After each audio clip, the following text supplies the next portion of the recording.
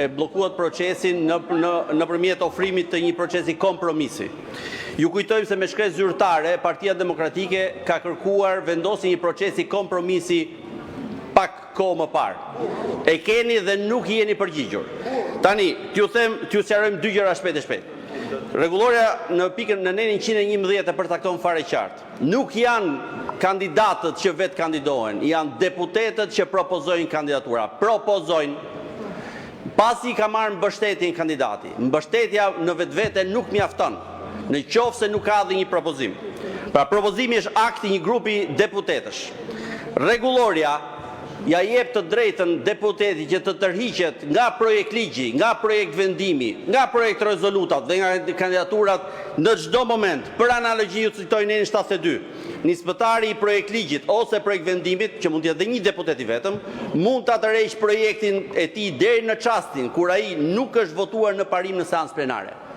Jo vetëm kaq, po mbi bazën e vendimit Komisionit Ligjeve datës 17 nëntor, i cili në fund fare e thot fare qartë që një deputet mund firmos vetëm për një kandidat, me datë 5 nëntor është bërë tërheqja zyrtare e të gjitha firmave dhe të gjithë propozime për gjithë kandidatët. Që do thotë, asnjë kandidat sot nuk ka qëndrim të ligjshëm përpara kësaj salle plenare.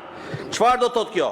Do thotë që në përputhje me 119, kjo tërheqje është bërë përpara vlerësimit përfundimtar që parashikon neni 111 i rregullores për kandidatët nëse i kanë firmat apo jo.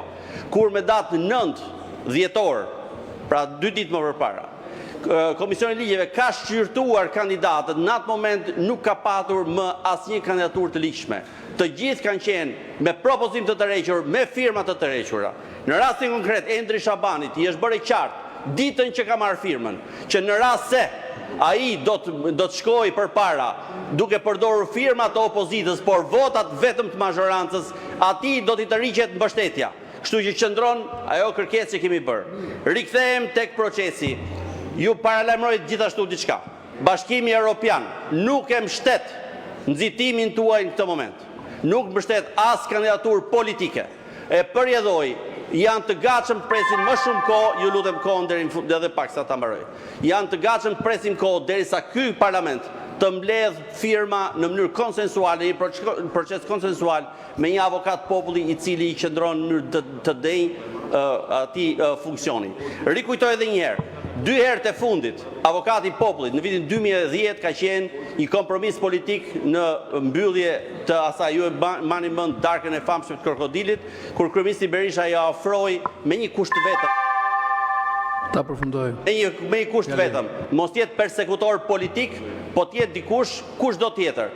E përzgjodhet në serinë e Partisë Socialiste avokati i popullit Totozani. Në vitin 2017 ka qenë sërish marrëveshje politike që ta kishte opozita. Pra është traditë e mirë vendosur, të cilën e keni konfirmuar ju në fund të sesionit që shkoi. Unë ju ftoj edhe një herë të rikthehemi këtij procesi, në këtë përndryshe, avokati i popullit do të jetë me një cen thelbësor, kushtetues, i zgjedhur pa propozim zyrtar nga deputetët. E përjedhoj, juve do të vinin pikpyetje kushtetuese ligjore avokatin e arshëm popullit. Kështu që ju ftoj, edhe mos të përplasemi, nuk do t'ju njihet si përputhje me kërkesat e Bashkimit Evropian, për këtë ju asiguroj. Kështu që më mirë të bëjmë një proces, të gjejmë rrugën, ne të mblidhemi, të vendosim firmat mbi kandidatët dhe më pas fillojmë procesin e votimit. Faleminderit. Zoti Blendi Klosi.